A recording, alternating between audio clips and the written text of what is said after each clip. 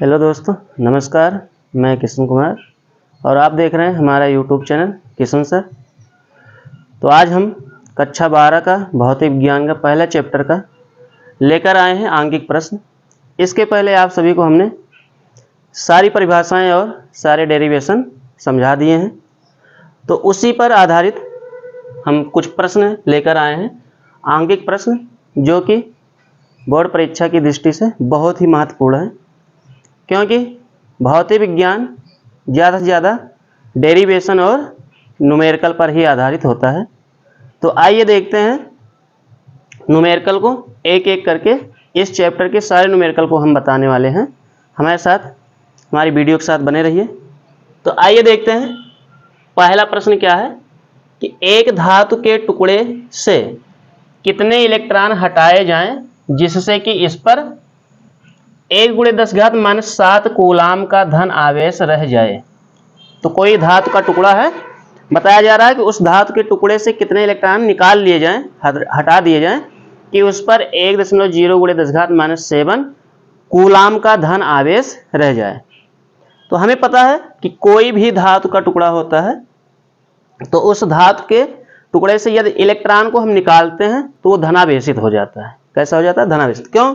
क्योंकि इलेक्ट्रॉन पर ऋण आवेश उपस्थित होता है और जितना ऋण आवेश हम निकाल लेंगे उस पर उतना ही ज्यादा मात्रा में पॉजिटिव आ जाएगा। तो इस तरह के प्रश्नों को हल करने के लिए एक बहुत ही शानदार ट्रिक, या कह सकते हैं एक बहुत अच्छा सा सूत्र है, जिसकी सहायता से हम इस तरह के प्रश्नों को चुटकी भर में लगा सकते हैं। तो देखते हैं ऐसे प्रश्न को हल करने के लिए सूत्र होगा हटाए गए कुल इलेक्ट्रॉनों की संख्या। इलेक्ट्रॉनों की संख्या को हम n से प्रदर्शित करते हैं। तो हटाए गए कुल इलेक्ट्रॉनों की संख्या क्या होगी? तो सूत्र होता है कुल धनावेश बटा एक इलेक्ट्रॉन पर आवेश। तो कुल धनावेश यहाँ बताया गया है कि 1.0×10⁻⁷ कूलाम का धनावेश रहना चाहिए। तो यहाँ पर हम देख लेते हैं कुल धनावेश कितना होना चाहिए। 1.0×10⁻⁷ 10⁻⁷ कूलाम का धन आवेश रहना चाहिए। एक इलेक्ट्रॉन पर आवेश कितना होता है? तो एक इलेक्ट्रॉन पर आवेश होता है 1.6×10⁻⁻19 कूलाम। अब ध्यान देते हैं कि दशमलव यहाँ पर समान अंक पर है, यहाँ पर 0 के बाद एक अंक दशमलव और यहाँ पर 6 के बाद दशमलव, तो समान अंक पर है तो हम दशमलव से दशमलव काट देंगे। तो ऊपर होगा कितना? ऊपर हो जाएगा हमारा 10 बटा और नीचे 16, और गुणा में देखते हैं यहाँ पर 10⁻7 है, 10⁻7 ये माइनस में, माइनस लिख देते हैं। 10⁻19 को ऊपर ले जाएंगे तो ये प्लस में हो जाएगा, और प्लस में हो जाएगा तो ये 10⁻+19। आगे देखते हैं, इसे काट देते हैं। तो काटेंगे तो ये हो जाएगा 2 से काटेंगे, 2 पंचे 10 और 2 8 16, तो बचेगा क्या? 5/8 गुणा में 10⁻19 प्लस में है और 10⁻−7 है। तो घात में देखते हैं जब आधार बराबर रहता है तो घातें आपस में जुड़ जाती हैं। चूंकि यहाँ पर एक माइनस में है और एक प्लस में है, इसलिए यहाँ पर घातें जुड़ने के बजाय क्या हो जाएंगे? घट जाएंगे। तो 19 से 7 घटा देंगे तो कितना बचेगा? 12। तो 10⁻12 और ये प्लस में बचेंगे। आगे देखते हैं, हम 8 से 5 को भाग करेंगे। क्यों? क्योंकि दशमलव में लाना है।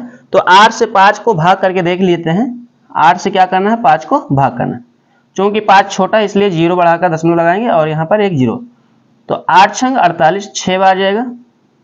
48 से 1 घटा दीजिए, 0 से 8 घटेंगे नहीं, एक उधार 10, 10 से 8 घटाएंगे तो 2, यहाँ बचेगा 4, 4 से 8 घटाएंगे कुछ नहीं। आगे दशमलव के अनुसार हम एक 0 आगे बढ़ा सकते हैं। तो 8 दूना 16 होगा, घटाएंगे तो कितना बचेगा? 4, फिर एक 0 हम बढ़ा सकते हैं, 8 पंचे 40, तो ये हो जाएगा 40, घटाएंगे तो कुछ नहीं। तो यहाँ पर मान कितना आया?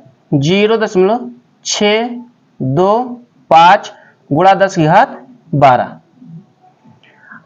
ये इतने इलेक्ट्रॉन है। अब चूंकि वैज्ञानिक भाषा में यानी मानक रूप में लिखने के लिए 0 ये जो दशमलव लगा है, यानी ये दशमलव अंक लगा है, ये इसके पहले एक अशून्य अंक होना चाहिए। क्या होना चाहिए? एक अशून्य अंक, मतलब शून्य नहीं होना चाहिए। तो हम दशमलव को इधर ले आएंगे।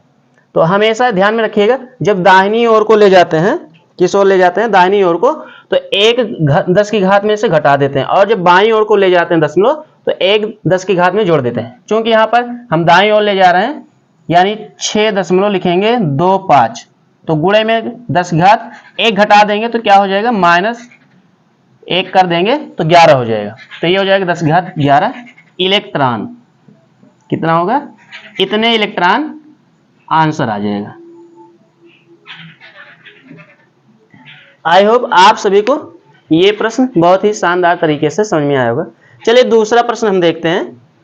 दूसरा प्रश्न बताया गया है कि एक आवेशित चालक में 4000 इलेक्ट्रॉन बाहुल्य में है। तो एक चालक है, आवेशित चालक है, उस चालक पर 4000 इलेक्ट्रॉन बाहुल्य में है। बाहुल्य का मतलब बहुत ज्यादा, उस पर 4000 इलेक्ट्रॉन ज्यादा है। तो चालक में उपस्थित कुल आवेश तथा उसकी प्रकृति बताइए। तो बताना है चालक में उपस्थित कुल आवेश तथा उसकी प्रकृति।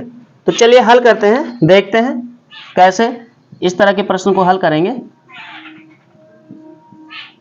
चूंकि हम जानते हैं एक इलेक्ट्रॉन पर आवेश कितना होता है, चूंकि एक इलेक्ट्रॉन पर आवेश, एक इलेक्ट्रॉन पर आवेश होता है 1.6 गुणा 10 की घात -19 कूलाम। ये ऋण आवेश होता है, 10 की घात -19 कूलाम का ऋण आवेश होता है। इसलिए चूंकि चालक में कितने इलेक्ट्रॉन ज्यादा है, तो 4000 इलेक्ट्रॉन ज्यादा है, इसलिए 4000 इलेक्ट्रॉन पर आवेश। तो 4000 से गुणा कर देते हैं, 4000 गुणा में 1.6 गुणा 10 घात -19 कूलाम। आगे देखते हैं, यहां पर इसी के आगे देख लेते हैं।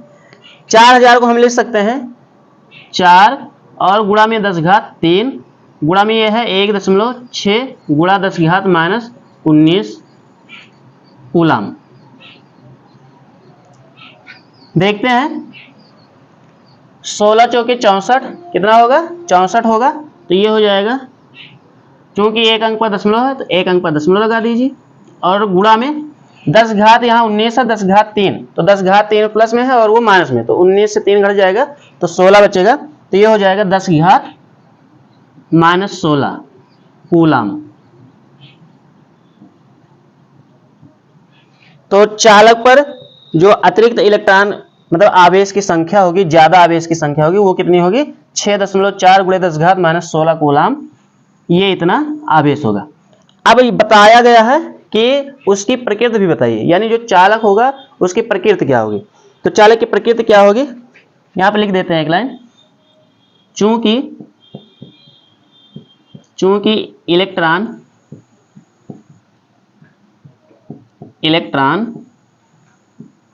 पर ऋण आवेश होता है, अतः चालक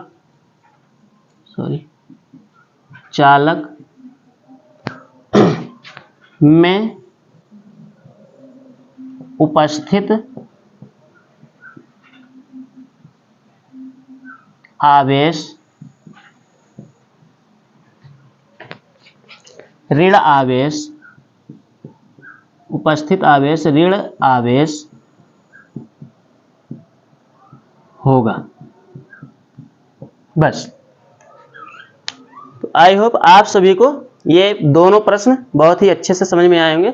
चलिए आगे देखते हैं तीसरा प्रश्न, और इसी के क्रम में आगे बढ़ते जाएंगे थोड़ा सरल से कठिन की ओर, और सभी प्रश्नों को बहुत ही बेहतरीन तरीके से सरल से सरल तरीके से आप सभी को समझाएंगे। तो आइए देखते हैं तीसरा प्रश्न, तीसरे प्रश्न की ओर बढ़ते हैं।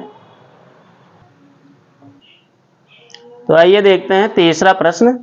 तीसरा प्रश्न दिया गया है कि हाइड्रोजन परमाणु में इलेक्ट्रॉन तथा प्रोटॉन के बीच दूरी 5.3 गुणा 10 की घात -11 मीटर है। उनके बीच वैद्युत आकर्षण बल का परिकलन कीजिए। हमें निकालना क्या है, वैद्युत आकर्षण बल निकालना है। आगे बताया गया है कि इस बल का मतलब वैद्युत आकर्षण बल की गुरुत्वाकर्षण बल से तुलना कीजिए। तो गुरुत्वाकर्षण बल से तुलना भी करना है। यहां पर मान भी दे दिया गया है। तो G बराबर, G क्या है, गुरुत्व बल है, तो 6.7 गुणा 10⁻⁻11 metre cube inverse second minus 2। Electron का द्रव्यमान, इलेक्ट्रॉन के द्रव्यमान को em से व्यक्त कर सकते हैं। तो m बराबर दिया गया 9.1 गुणा 10⁻31 किलोग्राम।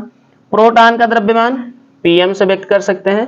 तो 1.7 गुणा 10⁻27 किलोग्राम दिया गया है। इलेक्ट्रॉन का आवेश सभी को पता है, E बराबर 1.6 गुणा 10⁻19 कूलाम होता है।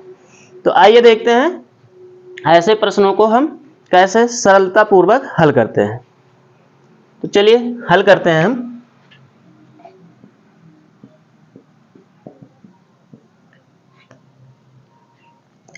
तो हम जानते हैं कूलाम के नियमानुसार, कूलाम के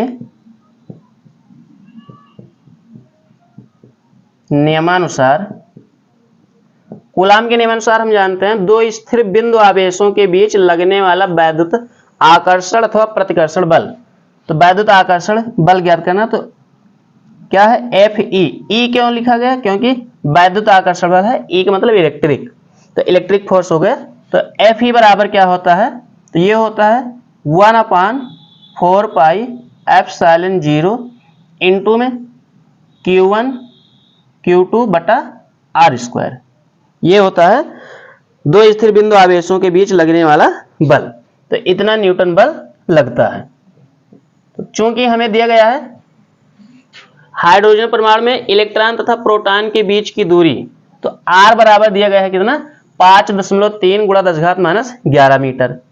उसके बाद प्रोटॉन और इलेक्ट्रॉन दोनों का क्या दिया गया है, द्रव्यमान। लेकिन यहाँ पर द्रव्यमान नहीं रखना क्योंकि यहाँ पर आवेश है।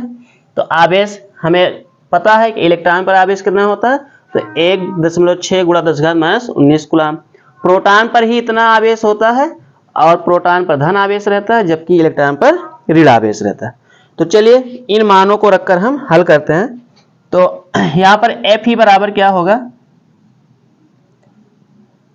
यहाँ पर 1/4 पाई एप्सिलॉन 0 का मान होता है 9.0 गुणा 10⁻9। ध्यान देने वाली ये बात है, यहां पर हम केवल आंगिक मान ही रखेंगे, इसके मात्रक को नहीं रखेंगे। क्यों, क्योंकि मात्रक को रखेंगे तो हल करने में थोड़ा सा कठिनाई होगी, क्योंकि हमें मात्रक पता है, अंत में न्यूटन होता है, तो न्यूटन हमें रख देना है। और गुणा में Q1 का मतलब यहाँ पर इलेक्ट्रॉन पर आवेश 1.6 गुणा 10⁻19, और गुणे में Q2 का मतलब प्रोटॉन है, तो प्रोटॉन का मान भी इतना ही होता है, इस पर आवेश 1.6 गुणा 10⁻19। और पूरक बटे में क्या है, तो पूरक बटे में है दूरी R। तो यहाँ पर 5.3 गुणे 10 घात कितना हो जाएगा, -11, और पूरक घात 2 हो जाएगा। आगे देखते हैं, इसे हल करते हैं। तो यहाँ पर क्या होगा देखते हैं, 9.0 गुणा 10⁻9। थोड़ा यहां पर देख लेते हैं, 1.6 गुणा 10⁻19 और गुणे में 1.6 गुणा 10⁻19। ये ऐसा क्यों किए, इसे गुणा क्यों नहीं किए, इसलिए आगे देखते हैं। इसे हम 2 बार लिख सकते हैं क्योंकि घात में 2 है, इसलिए 2 बार। तो ये हो जाएगा 5.3 गुणा में 5.3 और गुणे में 10⁻−11। तो घात का आपस में क्या होता है, गुणा होता है, तो 11 दूना 22 हो जाएगा, 10 की घात क्या हो जाएगा, -22। अब यहाँ पर ध्यान देते हैं, तो यहाँ पर एक अंक पर दशमलव, यहाँ पर एक अंक पर दशमलव, यहाँ पर ऊपर भी इसी तरह सेम है, एक अंक पर दशमलव यहाँ पर, एक अंक पर दशमलव यहाँ पर, तो दशमलव से दशमलव काट देते हैं। तो ये हो जाएगा 16 और गुणे 16, यहाँ पर 53 गुणे 53। तो ये Fe बराबर, अब गुणा कर सकते हैं, तो 16 9 है 144, तो ये हो जाएगा 144। आगे 0.0 गुणा 10 घात, अब यहाँ देखते हैं ये 19 और 19 एक समान चिन्ह है, तो 19 दूना 38 हो जाएगा। तो 10 घात ये 9 और गुणा में 10 घात माइनस 38। अब ध्यान देंगे ये 10 घात माइनस 22 को हम ऊपर ले जाएंगे तो 10 घात ये 22 क्या हो जाएगा, प्लस में हो जाएगा। और बटे में बचा क्या हमारा, तो ये बचा है 53 गुणे में 53। आगे देखते हैं यहां पर 16 9 144, आगे ये 1.6 जो काटे थे ये 16 अभी बचा है, तो 16 अभी ये भी लिख देते हैं, 16 ये शेष बचा है। चलिए देखते हैं आगे। तो आगे यहाँ पर गुणा करेंगे तो 16 का गुणा 144 में करेंगे तो ये हो जाएगा 16 चौके 64 हासिल 6, फिर 16 चौके 64, 64 में 6 जोड़ेंगे तो 70 हासिल आएगा 7, और 16 कम 16, 16 और 7, 16 4 20 3 23, तो 23 0 4, और गुणा में 10 घात कितना हो जाएगा, तो यहाँ पर देखते हैं 10 की घात ये 22 और 9 जुड़कर कितने हो जाएंगे, 10 की घात ये हो जाएंगे 22 8 30 1 31, और गुणा में 10 घात कितना है माइनस 38। बटे में यहाँ पर 53 गुणे 53 कर लेंगे तो 53 गुणे 53 करेंगे कितना होगा, 53 गुणे 53, 3 3 का 9, 3 5 15, पूरा 15 लिख देंगे, तो 5 3 15 5 हासिल 1 और 5 25, तो 25 1 26, तो जोड़ लेंगे ये हो जाएगा 9 और 5 5 10 की 0 हासिल 1, 5 6 1 7 7 1 8 और 2 28 0 9, तो ये हो जाएगा 28 0 9। आगे देखते हैं क्या होगा,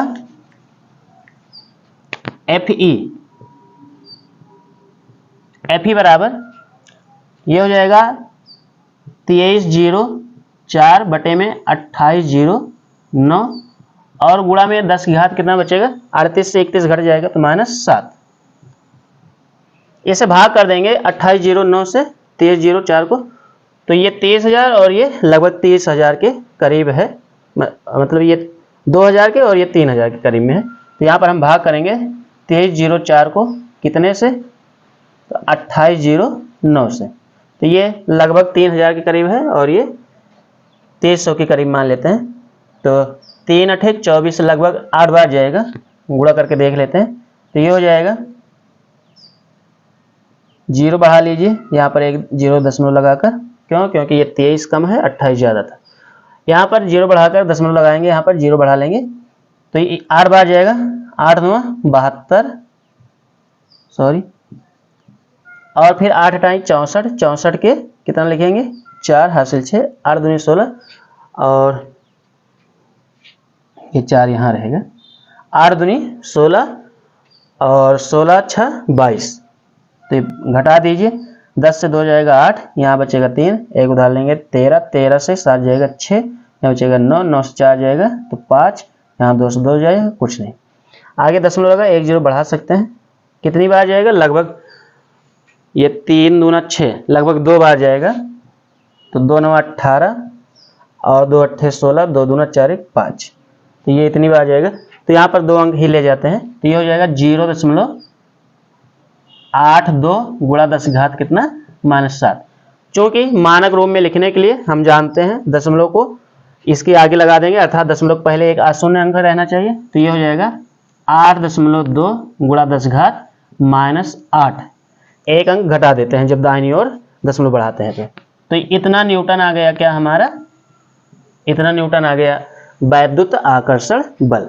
अब निकाल लेते हैं न्यूटन के नियमानुसार गुरुत्वाकर्षण बल और फिर दोनों की हम तुलना कराते हैं। तो आइए देखते हैं गुरुत्वाकर्षण बल। तो देखते हैं न्यूटन के नियमानुसार, अभी तक हमने देखा कि कूलाम के नियमानुसार दो स्थिर बिंदु आवेशों के बीच जो बल लगता है वैद्युत आकर्षण बल या प्रतिकर्षण बल। अब यहाँ पर न्यूटन के नियमानुसार हम देखेंगे इलेक्ट्रॉन प्रोटॉन के बीच लगने वाला गुरुत्वाकर्षण बल Fg = Gm1m2/r², जहाँ पर m1 और m2 इलेक्ट्रॉन और प्रोटॉन के क्या है, द्रव्यमान है। तो यहाँ पर चलिए देखते हैं, हल करते हैं। G का मान दिया गया है 6.7 × 10⁻11 और इनटू में m1, m1 का मतलब इलेक्ट्रॉन का द्रव्यमान, और इलेक्ट्रॉन का द्रव्यमान दिया गया है तो 9.1 गुणा 10⁻−31, और गुणे में m2, m2 का मतलब यहाँ पर दिया गया है प्रोटॉन का द्रव्यमान, प्रोटॉन का द्रव्यमान दिया गया है 1.7 गुणा 10⁻27, और पूरे के बटे दिया गया है कितना r²। तो r² का मतलब दूरी, तो दूरी दोनों के बीच की कितनी है 5.3 गुणा 10⁻11, तो इसकी घात 2। आगे हल करते हैं तो ये मिलेगा Fg इक्वल टू यहाँ पर 6.7 इंटू 10⁻11, ये 11 है, और इंटू में 9.1 into 10⁻31 into 1.7 into 10⁻27 whole upon, यहाँ पर हम गुणा क्यों नहीं किए, क्योंकि हमें नीचे दो मान लिखने हैं। 5.3 गुणे 5.3 हम ऐसा लिख सकते हैं, और गुणा 10 घात का आपस में गुणा होता है तो घात में गुणा हो जाएंगे, 10⁻11 दूना 22 -22 हो जाएगा, तो इसे लिखेंगे।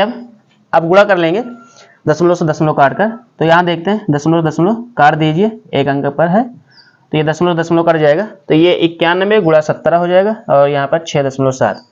तो चलिए गुणा करते हैं, 91 और गुणे 6.7 का गुणा कर लीजिए। अब 17, ये 53 है और ये 17 है, क्योंकि कोई कटेगा नहीं इसलिए आगे डायरेक्ट गुणा करते हैं। तो 91 का 6.7 में और गुणे 17 से कर देंगे, तो ये हो जाएगा हमारा 6.7 है, गुणा कितना है 91 से, तो 1 से गुणा करते हैं तो उतना आता है, और 9 से गुणा करेंगे तो 9 से 63 हासिल 6 आएगा, 9 छंग 54, और 54 में 6 जोड़ेंगे कितना होगा 60 होगा, 54 में 6 जोड़ेंगे कितना होगा 60 होगा, तो 7 उतार लीजिए, 6 3 9, और ये 60 97, एक अंक पर दशमलव है तो एक अंक पर दशमलव लगा दीजिएगा, तो ये हो जाएगा हमारा कितना 609.7, और गुणा में अभी बाकी बचा कितना 17 बचा है, तो 17 लिख दीजिएगा, और बटे में इसका गुणा कराएंगे 53 गुणे 53, तो ये कितना होगा 53 गुणे 53, 3 3 9, और 3 5 15 दूना 30, 30 के 0 हासिल कितना आएगा 3, और 55 25 3 28, 2809 आ जाएगा। और गुणे में देखते हैं 10 की घातों को हम देखते हैं, तो यहाँ पर 11 है, यहाँ पर 31, यहाँ पर 27, सभी माइनस में इसलिए सब एक में जुड़ जाएंगे, तो ये हो जाएगा 7 1 8 8 1 9, तो 10 घात 9, और उसके बाद 2 3 5 5 1 6, तो ये हो जाएगा 6 -69, और गुणा में 10 घात ये 22, जब ऊपर जाएगा तो प्लस में हो जाएगा पॉजिटिव, यानी 10 घात 22 हो जाएगा। आगे देखते हैं Fg इक्वल टू क्या होता है, तो 17 से फिर गुणा कर देते हैं, तो यहाँ पर हो जाएगा 17 7 119 हासिल आएगा 11, 17 9 है 153, और 153 में 11 जोड़ेंगे तो 53 10 63, 1 64, तो 164 होगा, 164 के 4 हासिल 16 आएगा, तो 16 में 0 जोड़ देंगे, मतलब 0 में 16 जोड़ेंगे तो 16 16 के 6 लिखेंगे, हासिल आएगा 1, और 17 छक्का 102, तो 102 में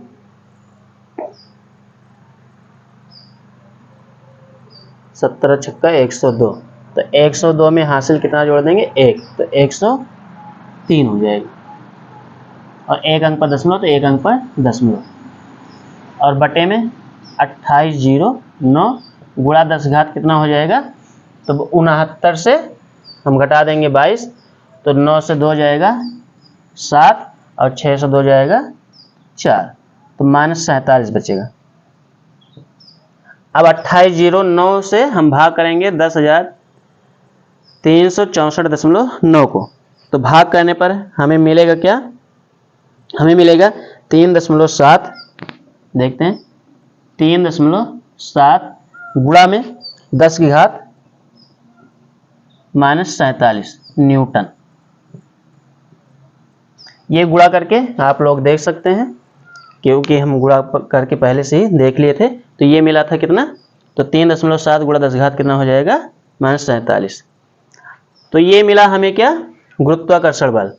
अभी क्या मिला था हमें, तो वैद्युत आकर्षण बल मिला था। तो दोनों की अब तुलना करना है। तो चलिए दोनों की तुलना करते हैं और देखते हैं कौन कितना बड़ा बल है। आइए देखते हैं। तो वैद्युत बल की गुरुत्वाकर्षण बल से तुलना करना है। तो यहाँ पर जो बल ज़्यादा रहेगा उस बल को, जो बल कम रहेगा उससे हम भाग करके देख लेंगे कितना वो ज़्यादा है। तो यहाँ पर Fe, क्योंकि वैद्युत बल ज़्यादा है और Fg कम है, तो 8.2 गुणे 10 घात -8 है और ये 3.7 गुणे 10 घात -47। 10 घात जितना माइनस में ज़्यादा रहेगा वो उतना ही छोटा माना जाता है। तो आइए देखते हैं, यहाँ पर हल करेंगे। तो वैद्युत बल निकला था हमारा 8.2 गुणे 10 घात -8 और गुरुत्वाकर्षण बल निकला है 3.7 गुणा 10 घात -47। समान अंक पर दशमलव, इसलिए दशमलव से दशमलव काट देंगे। तो ये हो जाएगा हमारा क्या, 82/37 और गुणे में 10 घात 8 माइनस में है, 10 घात 47 से ऊपर जाएगा तो ये प्लस में हो जाएगा, 10 घात 47 प्लस में। आगे देखते हैं, 37 से हम 82 को भाग कर देंगे। तो 37 से 82 को भाग करना है। तो 37 दूना कितना होगा, 2 सते 14 और 2 3 6 7। 3 बार ले जाएंगे तो ज़्यादा हो जाएगा। यहाँ सुधार लीजिए, 12 12 से 4 जाएगा 8, यहाँ बचेगा 7, 7 से ज़्यादा कुछ नहीं। ये 0 यहाँ पर दशमलव लगाकर हम 0 बढ़ाएंगे, सॉरी यहाँ दशमलव लगाकर यहाँ 0 बढ़ाएंगे तो ये हो जाएगा 80। अब 37 को 2 बार फिर ले जा सकते हैं तो ये हो जाएगा 74। तो कितना हो जाएगा, 10 से 8 4 जाएगा तो 6 और 7 से 7 जाएगा कुछ नहीं। फिर ये 2.2 और आएगा कितना आएगा, 2.2 गुणा 10 घात 47 से 8 घट जाएगा तो कितना बचेगा, 39। कितना होगा, 39। तो यहाँ पर देखते हैं 2.2 गुणे 10 घात 39 न्यूटन, क्योंकि ये बल है तो इतना न्यूटन। अब चूंकि न्यूटन बल से बल कट, न्यूटन से न्यूटन कट जाए, क्योंकि इतना गुना ज्यादा है। तो लिखेंगे अतः वैद्युत बल, अतः वैद्युत बल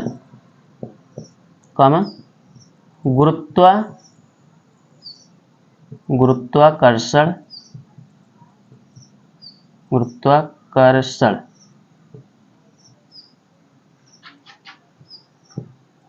बल का 2.2 गुणा 10 घात 39 गुना है। बस ये आपका सवाल पूरा हुआ। तो इस तरह से हम आशा करते हैं कि आप सभी को यह सवाल बहुत ही बेहतरीन तरह से समझ में आया होगा। तो आइए अगले प्रश्न की ओर चलते हैं। इसी की तरह अगला प्रश्न लेते हैं, आगे देखते हैं कौन सा अगला प्रश्न है। चलिए आगे बने रहिए।